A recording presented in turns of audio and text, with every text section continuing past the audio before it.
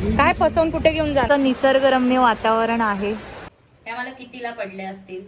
ते कढीपत्त्याच्या पानावरती त्याने जायफळ ठेवलंय.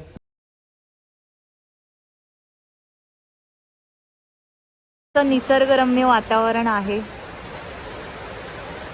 किती मस्त दिसतंय.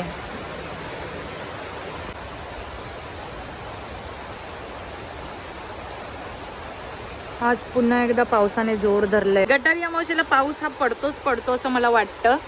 तर तसा आज खूप जास्त पाऊस चालू झाला आहे परत एकदा. हाय हॅलो नमस्कार, मी मीनल श्रीसखीमध्ये तुमचं खूप खूप मनापासून स्वागत करते.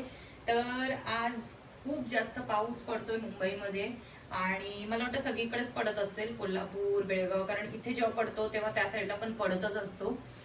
ऍक्च्युली हे वेदर जे आहे ना ते चांगलं वाटतं, म्हणजे पाऊस हा पडला पाहिजे. पण काल आता इथे इतकं ऊन होतं कडक, खूप गरम होत होतं आणि आज अचानक एकदम वेगळं चेंज, पूर्ण पाऊस आणि एकदम थंड हवा. तर हे लहान मुलांच्या बॉडीला जमत नाही, लगेच त्यांना इफेक्ट होतो त्या गोष्टींचा आणि मग सर्दी खोकला या सगळ्या गोष्टी चालू होतात. तर मी काल कृष्णराजला थोडी सर्दी वाटली, म्हणजे सर्दी नव्हती पण संध्याकाळी दोनदा शिंकला तो. तर आता आई म्हटलं तर आपल्याला शिंकल्यावर पण आपल्याला थोडं मनात धाकधूक राखते की अरे बाबा आता शिंकला, आता सर्दी होते की काय आला. तर मी आता त्याला ताप आला ना तेव्हापासून एक माझ्या मैत्रिणी, मला जी माझी मैत्रीण आली होती फ्रेंड माझी घरी भेटायला, जर तुम्ही माझे डेली ब्लॉग बघत असेल तर तुम्हाला माहिती असेल, माझी एक मैत्रीण आली होती बिल्डिंग मधलीच.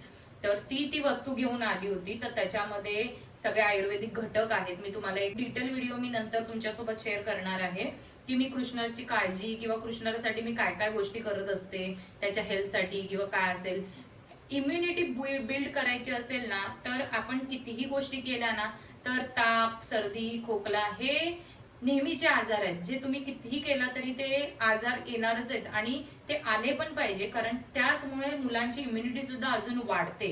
जर आपण म्हटलं त्यांना सर्दी खोकला ताप आलाच नाही पाहिजे, पण मग त्यांसोबतची त्यांची प्रतिकारशक्ती पण वाढली पाहिजे. सो सर्दी खोकला या गोष्टी थोड्याफार आल्या तरी चालतात, कारण त्यामुळेच त्यांची इम्युनिटी वाढते. नंतर ते जे आयुर्वेदिक आम्ही यूज करतो त्या सगळ्या गोष्टी मग त्याला उगाळून त्याला दिल्या कृष्णराजला. आणि ते देताना ऑफकोर्स त्याचं काय ना काय लुडबुड असते प्रत्येक मुलांची कुठे ना कुठे. मग तो आला आणि त्याला काय ना काय गोष्टी पाहिजे होत्या त्यातल्या, तर मी त्याला जायफळ दिलं. तर त्याने काय केलं त्या जायफळचं ते तुम्ही पुढे बघा. आता मी तुम्हाला व्हिडिओ दाखवते. हे कढीपत्त्याचं पान आहे, त्याच्यावरती साहेबांनी जायफळ ठेवलं. याच्यात आम्ही नैवेद्य दाखवतो, साखरेचा नैवेद्य जो रोज दाखवतो. कृष्णराजची मजा काही वेगळीच असते बाबा, खरंच. तर उद्या आहे दीप अमावस्या, प्रत्येकाला माहितीच असेल. तर त्या निमित्ताने आता उद्या पूजा करायची आहे दिव्यांची, पूर्ण धुवून पुसून. तर त्यासाठी मला फुलं वगैरे घ्यायची होती, काही मार्केटमधनं सामान आणायचं होतं, म्हणजे कांदे संपत आले होते. आणि भाज्या आहे ना स्टेशनला कंपॅरिझन आमच्या एरियामध्ये जे भेटतात ना त्या कंपॅरिझनने स्टेशनला गेलं ना की खूप छान स्वस्त भेटतात भाज्या. तर मी आता भाज्या वगैरे काय काय घेऊन आली आहे ते तुम्हाला शेअर करते तुमच्यासोबत, काय काय घेऊन आली आहे. आणि तिसऱ्यांदा त्याला पकडलो मी, तिसऱ्यांदा काय म्हणतो माहिती आहे, आज नेटवर्क नाही आहे, ते नाही, एक बार नाही 2 बार नाही केलं. काय फसवून कुठे घेऊन जा. कशी कशी माणसं असतात. देवाची फुलं घेतोय आपण, देवाला अर्पण करणार आहे आणि त्यात आपण फसवणूक करतो फुलं घेताना. ते काका मला हेच सांगत होते की काय काय माणसं कशी असतात, म्हणजे पेमेंट केले बोलतात आणि नेट थोड्या वेळाने पेमेंट दिसेल तुम्हाला आणि म्हणून निघून जातात. पण मुळात तो विक्रेता आहे त्याचं नुकसान करून जातात. आपल्याला एवढं सुद्धा समजायला पाहिजे की प्रत्येक गोष्ट कष्टाशिवाय होतच नाही. तर कोणाच्या कष्टाचं आपण का घ्यायचं, आणि कष्टाने मिळवलेलं असतं ना तेच टिकतं. बाकी आपण लाडी लबाडी करून जे काही अशा काय गोष्टी करतो ना त्याच्या दुप्पट आपले पैसे खर्च होतात नंतर. चला मग मी आता काय काय घेऊन आली मार्केटमधून तुम्हाला दाखवते आणि तुमच्याकडे काय रेट आहे तो तुम्ही मला सांगा, कारण आता पावसामुळे काही गोष्टी महाग झालेल्या आहेत. तर ही पिशवी मी घेऊन गेली होती, कारण ही लोकरची आहे त्यामुळे भिजली तरी काय प्रॉब्लेम होत नाही. तर आता हे आहे एनवलप आहेत, कारण आता रक्षाबंधन येतंय जवळच, तर मला राख्या पाठवाव्या लागतात गावी माझ्या भावांना. तर त्यासाठी हे घेऊन आली आहे. ह्याला पाकिट केलं असं द्यायला सांगितलं, नाही तर मग ते सगळे भिजले असते, तर त्याकरता मी तसं घेतलं.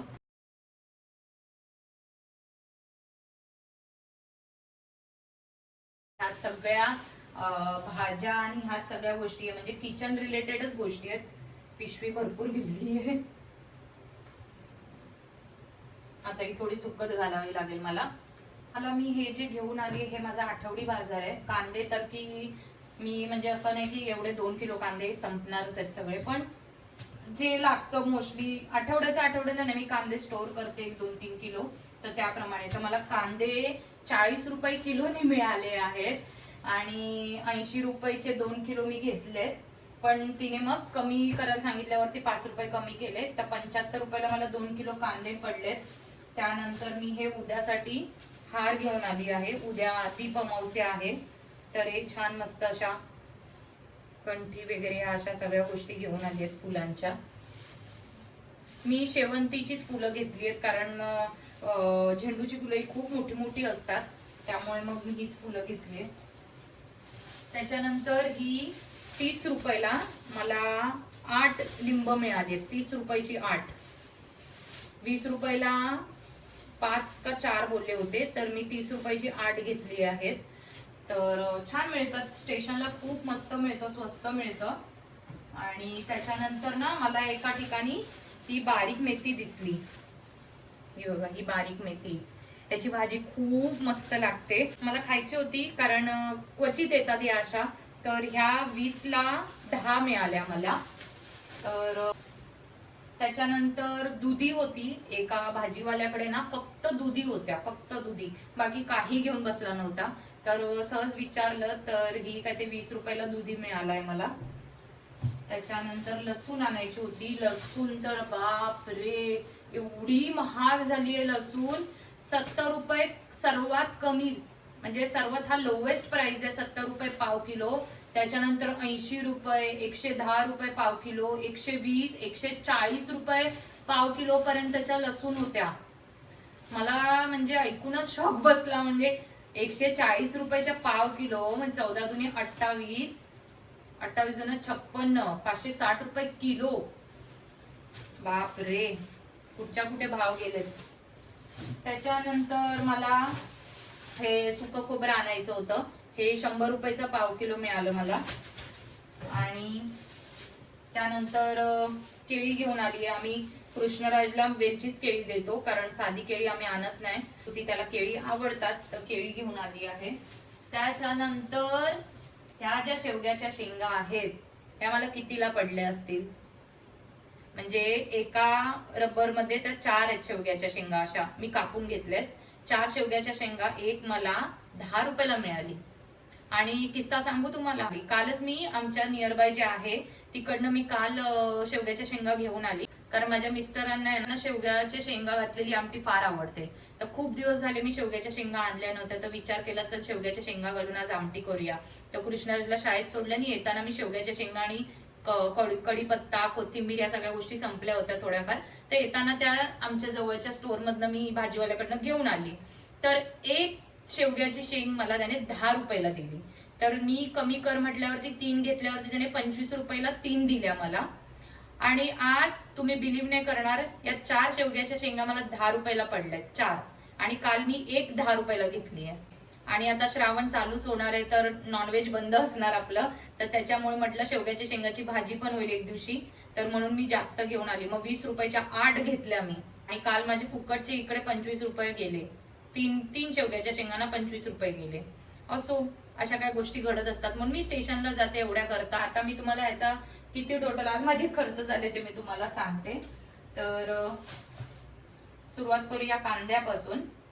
तर कांदे 75 रुपये, त्याच्यानंतर शेवग्याच्या शेंगा ह्या 20 रुपयाला 8, तर 20. त्याच्यानंतर ही मेथी 20 रुपये, ही दुधी भोपळा 20 रुपये, त्याच्यानंतर खोबरं 100 रुपये, त्याच्यानंतर लिंबू 30 रुपये, त्यानंतर लसूण 70 रुपये, आणि केळी 50 रुपये डझन, 50 रुपयाची अर्धा डझन, 100 रुपये डझन, तर 50 रुपयाची केळी. आणि इकडे हे मला जे आहे ते सगळं हे हाराचं पडलं 70 रुपयाला. 425 रुपयाचा माझा आजचा 425 रुपयाचा आजचा माझा मार्केटचा खर्च झालेला आहे. म्हणजे नाही म्हटलं तरी ऑलमोस्ट अराउंड 500 रुपये आठवड्याला मुंबईचा खर्च आहेच, भाजीचा वगैरे पकडला गेला तर. फक्त भाजी, फक्त आठवड्याची भाजी 500 रुपयाची होतेच होते, कारण मी नेहमी जेव्हा बघते ना तर एवढा खर्च होतोच. आणि आता खूप जास्त महाग झालेत भाज्या वगैरे, पण काय करणार, त्याशिवाय पर्याय सुद्धा नाहीये. भाज्या वगैरे या गोष्टी आपल्याला खाल्ल्याच पाहिजे. तर असा होता माझा आजचा आठवडी बाजार म्हणाल तर. ह्याच्या अगोदर मी काल येताना वांगी घेऊन आलेली आहे आणि कारलं घेऊन आली होती, तर कारल्याची भाजी केली मी आज. तर मग कसा वाटला तुम्हाला माझा आजचा व्हिडिओ? आवडला असेल तर नक्की लाईक करा आणि माझ्या चॅनल श्री सखीला सबस्क्राईब करायला अजिबात विसरू नका. तर अजून पुढे भरपूर सारे व्हिडिओ छान छान मी घेऊन येणारच आहेत, तो स्टे ट्यून.